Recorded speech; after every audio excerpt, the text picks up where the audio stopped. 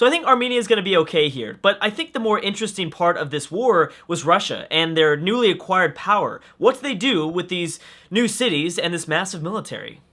Now, obviously, Catherine is probably going to continue down for Armenia because the AIs, that's just what they're programmed to do, and that's fine. They probably won't take anything. We discussed this. They're pretty much done with their Armenian war, but they still have a pretty sizable military. It's pretty big. They can kind of do a lot. They can go after the Ottomans, who are still in their stalemate, I believe, against Byzantium, or they can go after the Goths, which might not be a bad idea. Of course, Hungary is all out here by themselves, which would be the smartest choice, I think. Although, it wouldn't be like a complete landslide. Obviously, there are still a few Hungarian musketmen and lancers and pikemen and stuff like that around, but it would be an easy city to take, as well as it's a good spot. It's a good location to continue to expand the Russian Empire.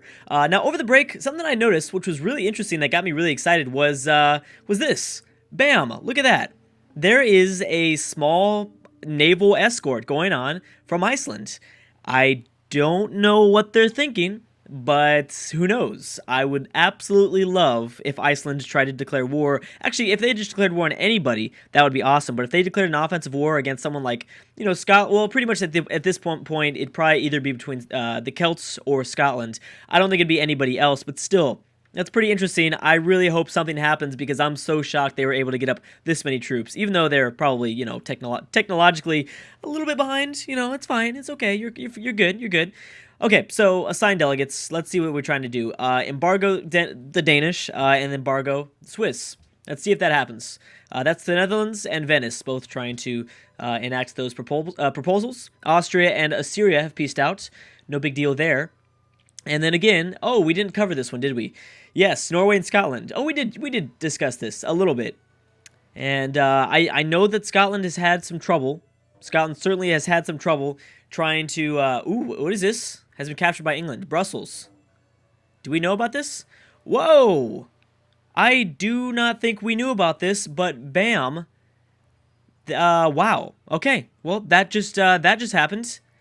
And, okay. England's made not only one landing in their city. Man, we didn't even... Was I paying attention to this? I totally was not paying attention to this at all.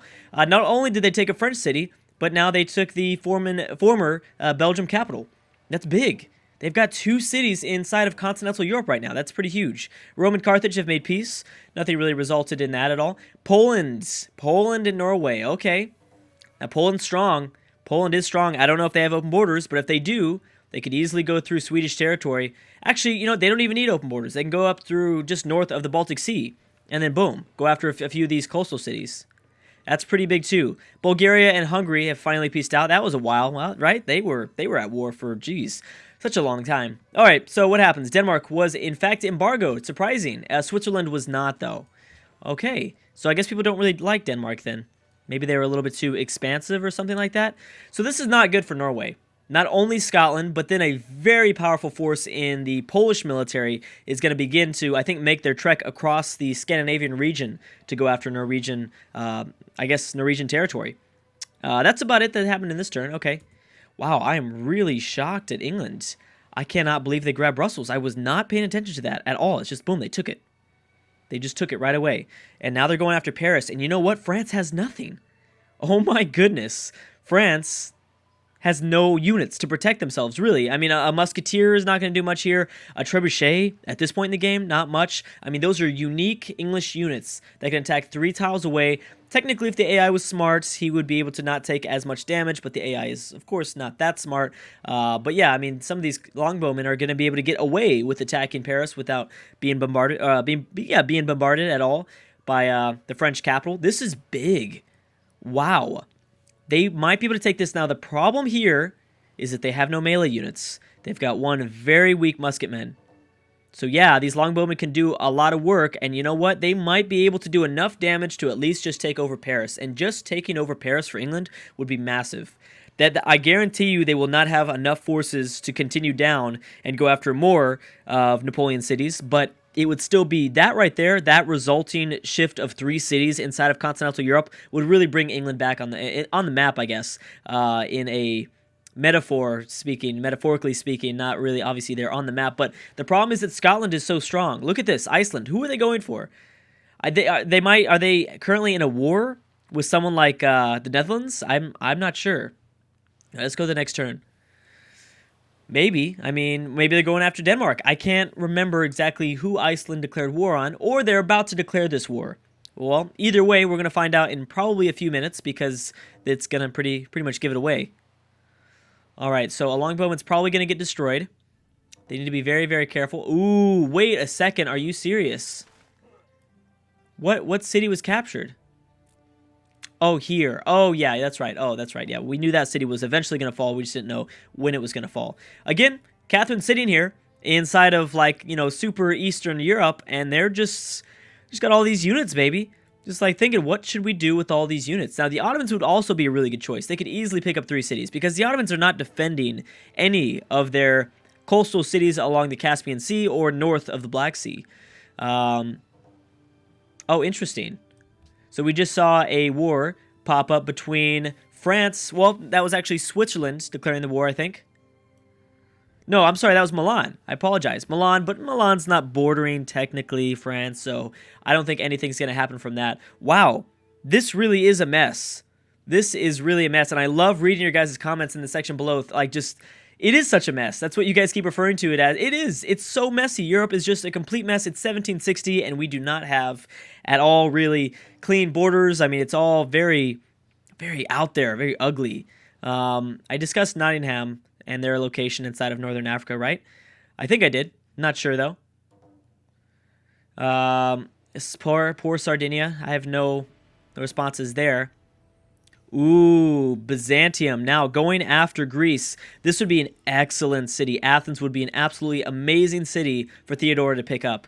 This would as well as kick Greece completely out of continental Europe. They'll be just in Africa at that point. And more than likely, I mean, this city would get taken eventually. I don't know why, by who. More than likely, I'm guessing Carthage will probably wipe out Alexander from Africa. But we'll see. Venice and France. Okay, so people were declaring war in France.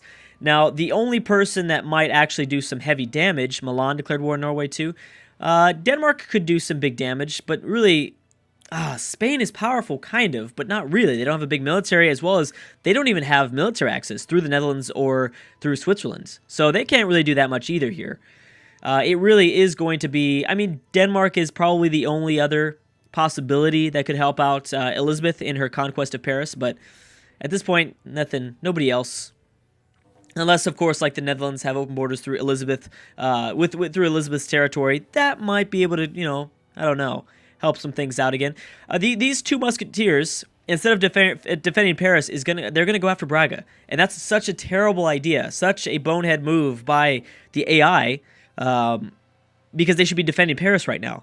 You've got 2 melee units, 2 very powerful melee units that could easily just start melee attacking these, you know, these range units. I mean, you're talking about a lot of damage. Already these guys are technologically more advanced than the longbowmen, but, you know, they're ranged. Melee versus range. That's always going to be bad for the defender there. So that's a bonehead move, because now that they've sent them over towards Braga, you have a ship of the line that could attack. You've had, obviously, the bombardment from the city itself. So, geez. And boom, the Hittites have destroyed is it the final Assyrian city? Yes, they did. So Assyria is gone, I believe, right? I'm not smoking any crack here. Not yet, at least. I am. Just I don't know if I am. I don't know if it's affecting my brain through this particular subject. Sweden and France, and Austria and Norway. Okay, so there's the next coalition. People are not happy with Norway. Scotland is moving in, and actually, I'm surprised at the amount of forces they have here just north of Copenhagen. I didn't realize that they were actually going to send over most of their fleets to go after the Norwegian capital, and this would be obviously a big pickup. Helsinki is going to be tough, but if they take Helsinki, I mean, this city itself doesn't hold a lot of value. Boom, Athens gone. Belgium has taken over Athens. Wow. Yep, like we thought, that's an awesome position for Theodore to have. Very, very good coastal city. Helsinki doesn't add much value to the Scottish Empire, but like geographically speaking and its location, it's an excellent place to attack the 3 southern cities. All these would be, I mean, then you don't have to worry about, I mean, Helsinki is like the one defense, kind of. It's kind of a defending spot for a city because they can bombard, and there's only really 2 tiles you can cross to get to southern Norway here. So this is a big city to take, but it doesn't look like Norway's really trying to go after Helsinki when they should, but they're not going to. Okay, so Elizabeth is secret. Didn't we know that? Oh, they just peaced out. Oh, they just peaced out. I was going to say, they're at war. Of course Elizabeth's plotting against Napoleon. All right, so wait a second. Oh, yeah, no, yeah, that's normal. I thought some cities had exchanged hands or something like that. All right, so Norway looks like, or I'm sorry, France looks like it's kind of gotten away with a little bit there. I mean, it would have been tough. Definitely would have been tough, and Elizabeth would have lost a lot of units, which might have been a smart idea for her to have pieced out because she was going to lose a lot of units if she wanted to take over Paris. But, I mean, Paris was an awesome city at 14 population, man. I mean, that, can't pass that up. That's a tough one to pass up. Elizabeth and Sardinia have pieced out. Germany's denounced Venice, too. Wow, Byzantium. I'm impressed. And do you continue for the final Greek city? I mean, it would be interesting to see Theodora in North Africa. It looks like it looks like she might, and honestly, she'd probably be able to take it over pretty easily. I mean, you have to worry about one Greek frigate. That's not going to really do that much damage. I can't remember if Carthage and Alexander are still at war. The crossbowmen would be kind of difficult to. You'd have to deal with the crossbowman attack and this bombardment from the city, but still, I think if Byzantium wanted to, she could do it. The problem is that you still have to worry about the Ottomans. And the Ottomans are expanding. They're actually one of the only empires that we see. They're continuing to expand. The Ottomans and Egypt come to mind. Russia's expanding, but it's through conquest, and that's kind of what most of the AIs are doing right now, is they're just expanding through conquest. They're not really expanding through colonies or anything like that. And nothing happened to this turn. What is it? Turn 266. 1780. We're about to get to the 19th century very soon. We do have England and Spain. I did forget about that. I'm wondering.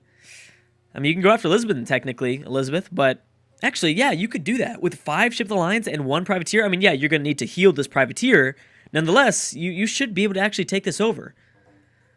Wow. If she does, then honestly, this is probably going to be this would probably be by far the best we've ever seen the English AI play in an AI-only battle. They always do terrible. It's so weird. The English AI is always just so bad. Even though they get the Great Lighthouse, you would think that, there are some wonders and there are some benefits in Civ 5 that just give AIs, like, some very bare bones bonuses where, like, not even an AI can mess them up. Like, the Lighthouse is one of them. The Great Lighthouse, because, you just get more movement for all of your naval units. Like, obviously, the AI is not that dumb. They're going to utilize that that extra movement, and that's going to be helpful, as well as the site, too.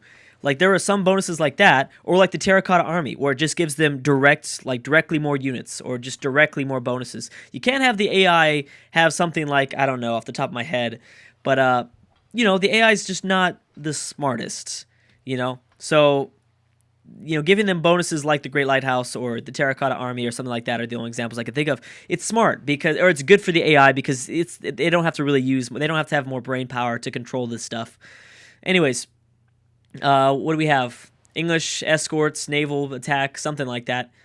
Ooh, England's actually plotting against the Ottomans. I don't think anything will happen there. But let's stay in England for a little bit longer. I mean, that is pretty interesting. Byzantium and Greece have peaced out. So Greece will remain alive for a little bit longer. Not sure for how much longer. They do have to worry about Carthage and Rome. And technically, this is a coastal city. So it doesn't matter if they have open borders through Sardinia or Carthage. Rome can just, boom, move straight on through. Because the AI actually managed to settle a canal city. That is pretty amazing. Now, the only problem that I can think of is that Byzantium might be spreading themselves thin. By grabbing Athens, they might be bringing their units a little bit too far out to the southwest. And if that's the case, look at this. I mean, this city right now is almost completely defended. You have no naval units inside of the Black Sea. You have very little units able to defend this city within the next, 2 or 3 turns. That's a big problem. Because the Ottomans haven't changed the positioning of their own military. It stayed the same, and at any point, they can just move right in. I mean, this is a problem right here. I mean, this Janissary, they have open borders right now, so everything is probably fine. But these units are only 1 tile away from being able to attack the city, or 1 turn away, I guess I should say, from being able to attack the city. So that's tough. Elizabeth is now playing against Greece. Russia hasn't moved forward anymore. Again, the Ottomans continuing to expand. Like we said, Ottomans and Egypt are really the only people that are continuing to expand, or I guess the only leaders. I don't see many more settlers from Egypt, which is kind of a good thing because Egypt is going crazy right now. Just absolutely crazy. Poor Songhai and their lack of a military power, or the lack of a military general. They have no leadership because they don't know how to use all these numbers that benefit them. What happened? Sumer and the Armenians have peaced out. So there you go, Armenia. Good job. You're not that bad. Honestly, you're okay. You got lucky. Okay, so here goes Catherine. But Catherine's going to lose a lot of units in the process here. She is going to lose a lot of units. I mean, literally, the Armenians could just stay on one or two of these tiles somewhere around this region, and they'll be fine. They can defend it with just like one or two units. They can defend the city. This is such an awesome location. All of the Armenian cities are, almost. I mean, the southern Armenian cities would be pretty, like Babylon, for instance. It's not an original Armenian city, but yeah, a lot of these cities are going to be hard to take no matter what. What are the Hittites going to think now, or what are they going to do now? You still have, they're still bordering the Ottomans, who are really, really strong. I wouldn't be surprised if the Ottomans declare war on the Hittites. The problem is that the Hittites have themselves a pretty good military. That would be almost a stalemate itself, too. But if the Ottomans are going to declare war, they've got to do it now, because they have their Janissaries up. And they also have their other unique unit, the Sipahi. I forgot to look it up. I totally forgot to look it up. Goths are looking pretty good, too. Maybe they're going to gear up for their own war against Russia. That could be an opportunity, a very interesting opportunity. Belgium here. I always, in all these AI-only battles, I always wish for the same thing. I always hope that eventually, with time, that time goes by, that borders clean up. Doesn't usually tend to happen at certain points. Oh my gosh, is that the first ideology? I think it is. Boom, and it was Russia adopting autocracy. So we know for a fact now that Russia, we know that what am I trying to say? That the autocracy ideology will be involved in this late game. I know it's kind of a weird thing to say, but there have been many AI-only battles in the past where there haven't really been too much of one ideology. You know what I mean?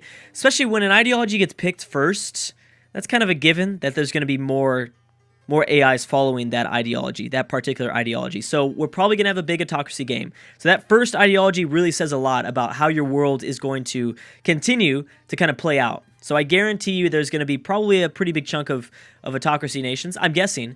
And a big factor would be just to look at tourism. And actually, Russia has very bad tourism at 10, but at least they're not at the bottom. They are near the top. So yeah, I think it's safe to say that Catherine will be not alone in autocracy. The world will be pretty autocracy-based, I'm guessing. Elizabeth's also plotting against Morocco. I have nothing else to do with you, Elizabeth. I'm bored. I'm bored. You bore me, Elizabeth. Let's go to Egypt. I think it's about time. Oh, and Egypt was right there. I totally missed it. Okay. Where are we going to? Thebes. Let's go to Thebes. Wow, Thebes is at 31 population. Is that the biggest? Amsterdam at 26. I always do this, and I always mess up. I'm just going to go to the next turn. I always try to think, oh yeah, this is the biggest city, and then I always mess up. I always read your guys' comments, and I'm always wrong. Scotland not doing so well. They do have 3 of their frigates around, and they have a fresh privateer. You would think they'd be okay. Second ideology has been chosen, and that's Byzantium choosing orders. So wow, Byzantium. Who would have guessed that that was going to be the next one? And look at this. Poland actually got military access through Danish territory, which means Norway better be ready. Because not only are they going to have to defend against the Scottish just to their west, but there's a huge force of Polish units coming from the south moving through Danish territory. This is big. Norway's going to lose their capital. I'm willing to bet. And there it is. That is what I thought. And this was actually the Hittites declaring war on Solomon of the Ottomans. Big deal. All right, guys. I'm going to have to stop right there, though. Thank you so much for watching, and I will see you guys next time.